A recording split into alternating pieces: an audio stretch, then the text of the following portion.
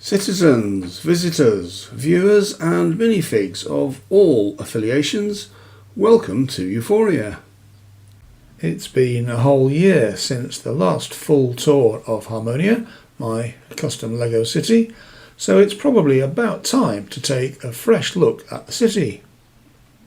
We'll be looking at the results of another year of building, including new modular buildings and other changes to the layout of the city. We'll also be taking a look at the minifigs of the city and how we're performing in our digital reach. So welcome to the 2025 Census of Harmonia, covering the major changes in layout, minifigs and broadcast metrics.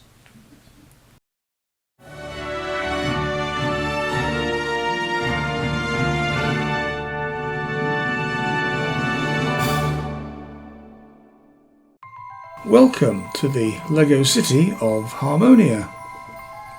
In this video we take a fresh tour through Harmonia, my custom Lego city, nearly a year after the last major update. From new modular buildings to changes in the layout, this video highlights the evolution of the city and the stories behind each change. The layout is meant to be in the style of a traditional European city or large town. There's a lot of history in this fictional city, which I won't explain here, but if you're interested then please have a look at the fun travelogue style video that introduces the city and its backstory. The layout itself is very modest in size, because at the moment it fits on one table in a small spare room, although I am lucky enough to have room for a build table as well, which is where I do most of my Lego building these days. I wanted more variety in my city than I could get from standard Lego sets, and I'm interested in the challenge of designing and making my own buildings. So my Lego city layout uses a mixture of Lego modular buildings from the Creator Expert and Icon modular buildings range, my own designs for buildings, and lots of other layout ideas and features to make an interesting and pleasant city centre for my minifig citizens and visitors. If you're interested in finding out how I started with creating my city, there's a video on the channel all about how I did that. I'll put a link in the video here and in the description below. Due to space constraints, my city layout won't include the seaside, an airport, amusement park, or anything else that takes up a huge area. I would love to have a Lego railway, but that would take up too much space in the city as well. And I've tried to minimise the area allocated to roads and vehicles so I can maximise the amount of buildings and maintain a feeling of a compact and quite dense city centre. Okay. Before we dive into the details of the 2025 census, I'd like to introduce the Department of Economic Activity Data, which provides the information used in this review of the city. The state of Euphoria has run a census since the first royal decree of 1617. Following the disastrous census of 1753, in which half the citizens counted were found to be actually dead, the Department of Economic Activity Data was set up to formalise the collection of data. This year's audit has been conducted with the usual precision, pedantry and probably an excessive number of clipboards. The findings span three important domains of data specifically for this, the City of Harmonia. In this report, we'll be looking at the building census, where the physical attributes of the city are counted. In follow-on reports, we'll look at minifig citizens of Harmonia and the city's virtual reach. These statistics are not merely numbers, they're the basis of Harmonia's civic pride, and the reason our viewers keep coming back to our channel. The Department of Economic Activity Data is proud to present these findings as a reflection of Harmonia's continued progress. We'll begin with the foundation of Harmonia itself, its streets, structures, and the layout that shapes our shared environment. The building census offers a clear view of our city's physical growth and future potential. The city of Harmonia currently spans 18 base plates in a 3x6 rectangle, which is the same as last year, although the composition of the city has changed considerably over the past couple of years. The 18 base plates are actually made up of 10 full base plates, 15 half base plates, and 2 quarter base plates. We'll be looking at the buildings and structures that occupy those sites in a minute. Although the city layout has developed organically, 3 main zones or areas can be recognised in the city. The Old Town, represented by this area on the left, the city centre around this main square, and the business district over here on the right. Although these are the main areas of the city layout, that doesn't mean that buildings and their uses are strictly zoned in those areas. The zoning rules in Harmonia are actually quite flexible. While the Old Town leans towards historic and residential buildings, and the business district hosts more modern and commercial buildings, the actual distribution is mixed, reflecting the organic way the city has grown. Let's take a moment to look at the numbers behind the development of Harmonia since 2024, before the new town hall was added to the city scene. Let's use the numbers from the analysis by the Department of Economic Activity Data.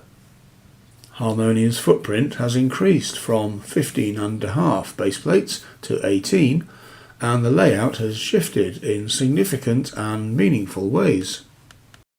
Here's a breakdown of the types of buildings based on the official zoning categories, comparing this year with the previous figures. The civic and ceremonial category has tripled in size due to the addition of the new town hall taking pride of place on the main square, Harmonia Plaza, reflecting Harmonia's growing commitment to public institutions and ceremonial architecture. Commercial space saw a slight contraction, as the little kiosk next to the town hall was forced to relocate when it was replaced by the corner deli. Perhaps that little kiosk, or something like it, could reappear, perhaps in the business district.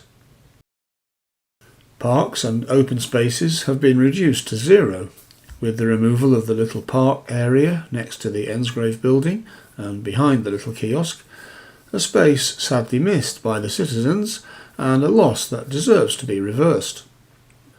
Transport infrastructure expanded, even though we don't have roads or train tracks in the city centre, because this category includes the pedestrian-only areas, and so increased with the creation of the little square between the old astronomical clock tower and the Parisian restaurant. That means, despite more buildings, 30% of base plates are used for open space in the city, not counting the other pavement areas outside the buildings. However, 2.5 base plates were empty in the old town quarter before we changed the layout, and this area has now been developed by moving and adding buildings to create Tower Street in the old town and the little square, which seems to be called Tower Square by the locals. These changes reflect the development of the city with a greater civic presence and a denser layout, while maintaining the city's characteristic public spaces and pedestrian-only zoning.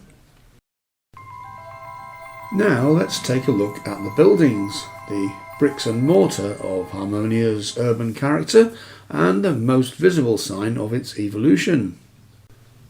We'll highlight some of the most notable additions and changes, including new builds and modifications and layout adjustments across the city. The city layout blends official LEGO modular buildings, modified sets and custom designs. Each one has been placed with care to balance architectural variety, civic function and visual interest. The department has taken great care to apply a consistent classification system for the census. Some buildings are clearly single-purpose and can be clearly classified as residential, civic or commercial. But others are hybrids, shops on the ground floor, apartments above, and after extensive deliberation and a few heated debates over tea, the department has decided to classify these as commercial. This year's census includes a full inventory of buildings and has counted 16 buildings in the city, each one contributing to Harmonia's evolving skyline and civic identity. That's up from 14 at the last count, with the addition of the town hall, the corner deli and the record shop, and the quiet retirement of the rather incomplete Three Broomsticks Tavern from the Old Town. Only 3 of the current buildings are official LEGO sets. The Pet Shop Modular set, with its 2 halves, the pet shop itself and the brownstone townhouse, and the Parisian restaurant. The rest of the buildings are my own creations or significant modifications of LEGO sets, like the extended brick bank and the Sanctum building. The buildings vary in size and layout. The city has some large buildings. The new town hall takes 2 base plates. The office building and the bank are also more than 1 base plate. 4 buildings are full base plates, but 6 of them take up only half a base plate, and we have 3 buildings that are less than half a base plate. This mix provides a dense and compact city centre with a variety of buildings, while still allowing for pedestrian zones, squares and open spaces. In the next section, we'll look at the individual buildings in the city, which ones are new, which have moved, and which have earned official recognition for their contribution to Harmonia's urban identity. The Old Town is where the city started and is now home to 7 buildings, mostly of a more traditional nature, each with its own quirks and character. Of these 7 buildings, 3 are my own creations, 2 are modifications of LEGO sets, and 2 are standard LEGO modular buildings. The Old Town as it now stands is based around this narrow street, Tower Street, leading past the old astronomical clock tower. Along one side of Tower Street we have Honeyduke's Sweet Shop, a half modular building in traditional style. This is a new entry on the register for this year and seems to be a popular addition to the Old Town. The Soap and Suds Laundrette, a small building connected to the bank. The First National Bank of Euphoria, an extended and straightened modification of the Brick Bank Modular. These buildings have of course moved from their old positions on the main plaza, but the bank still has an important position facing onto Tower Square. And at the end, the Katie Corner House, an experiment in off-grid building at an angle. Although the department did recognise this structure as a full building in this year's census, it was felt that it really needs some more work to enable it to contribute fully to the historic importance of the Old Town area. Along the other side and coming back down the street, we have the back of the brownstone townhouse, one half of the pet shop Modular, paved to become part of Tower Street. The back of the old astronomical clock tower, which really faces onto the main plaza. The ancient spring has been brought out to a renovated water fountain in the side of the building facing Tower Square. We return past Tower Square, which has some interesting features but doesn't count in the census as a building. We'll look again at the significance of the features of Tower Square later in this report. And the street is finished off with the back of the Parisian restaurant Modular, also paved to become part of Tower Street. Although the Parisian restaurant makes an important contribution to the character of the city, the rear aspect gives a less desirable character to this part of Tower Street. And so we leave Tower Street to head into the main square at the centre of the city. When we look at the main square, or Harmonia Plaza, we're looking at the real centrepiece of the city. We can't really count the buildings on the left-hand side again, but along there we have the brownstone townhouse, which faces the side of the new town hall, the old astronomical clock tower, with its famous astronomical clocks, has been here for years and now faces onto the main plaza.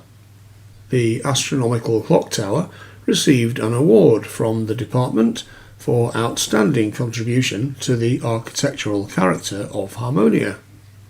The beautiful architecture of the Parisian restaurant also faces onto the plaza. Now, in terms of the main central quarter based around the plaza, we have an additional 6 buildings. 5 of those are completely my own creations, and 1 is a heavy modification of an existing Lego set. The new town hall is a 4-storey building across 2 base plates and forms the anchor of the city layout. It's a straight modular building, although the city layout has little alleyways down each side to separate it from the adjacent buildings.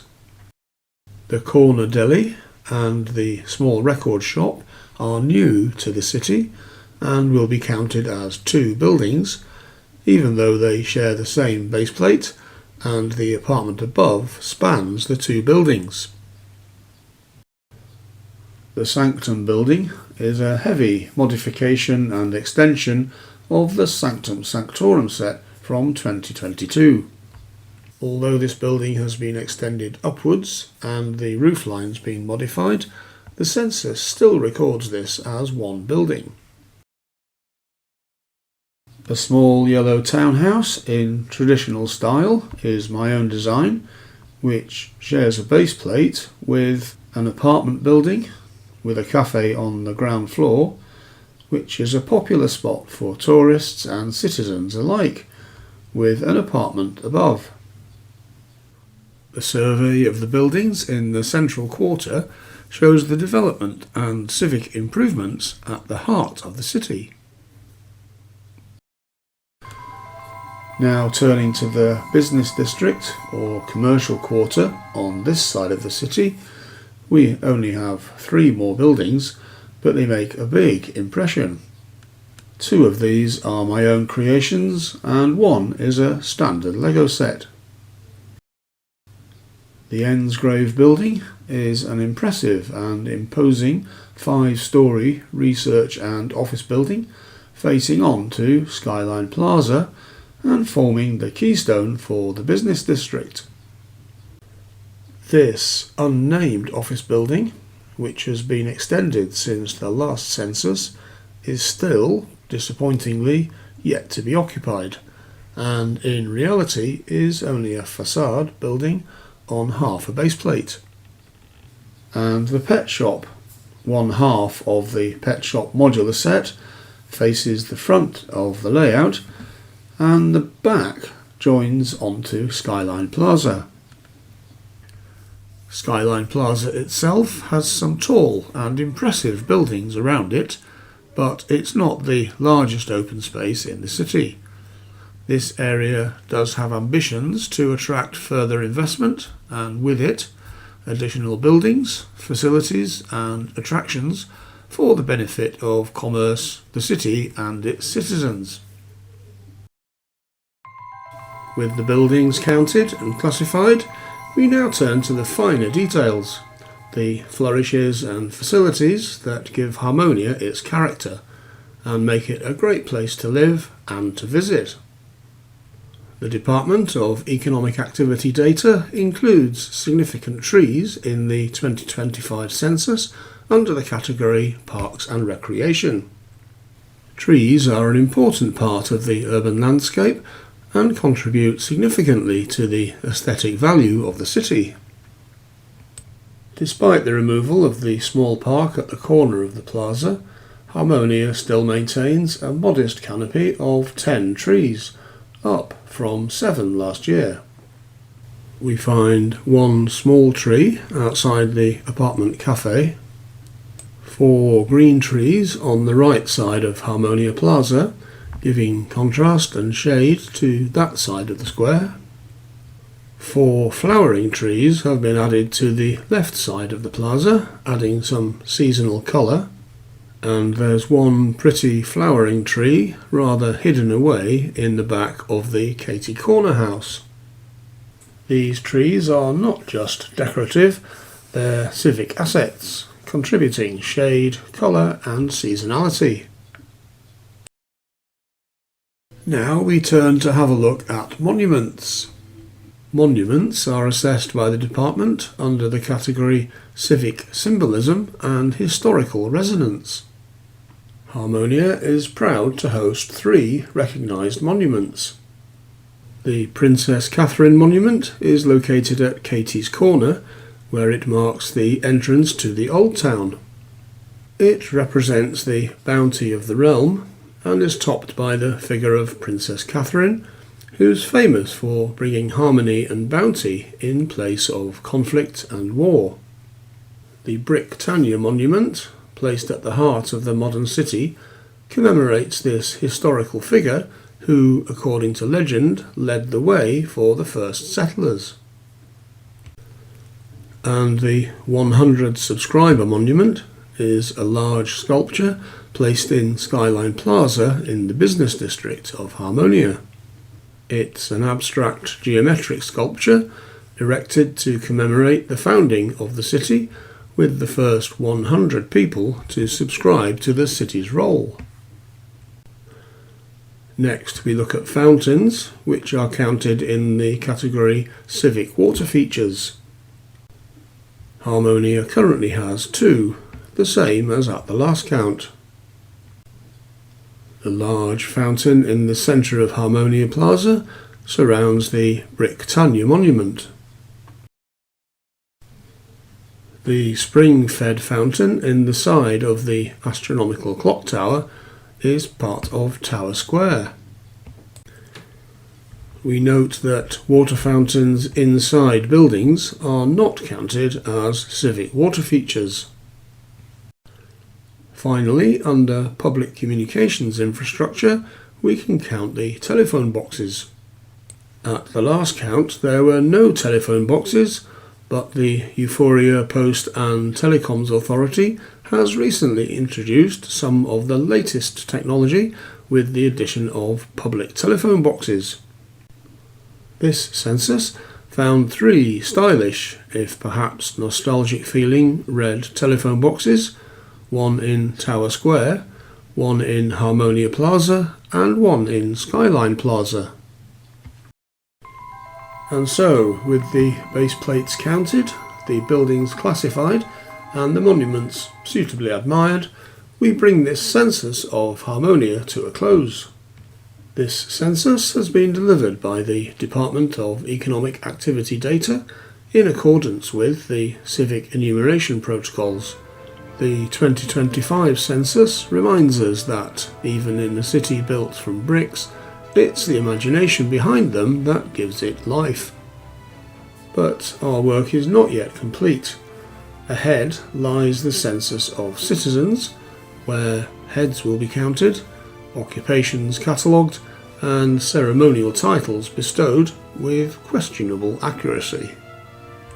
And after that, the viewer census, a realm of analytics so mysterious even the Department of Economic Activity Data had to invent half the metrics. Thank you for joining this civic celebration. Let me know if you liked this video by hitting that like button. And don't forget to subscribe to the channel if you haven't already, so that you don't miss out on any updates on LEGO sets, modular buildings, my own designs and builds, updates on my LEGO City and other exciting LEGO related stuff.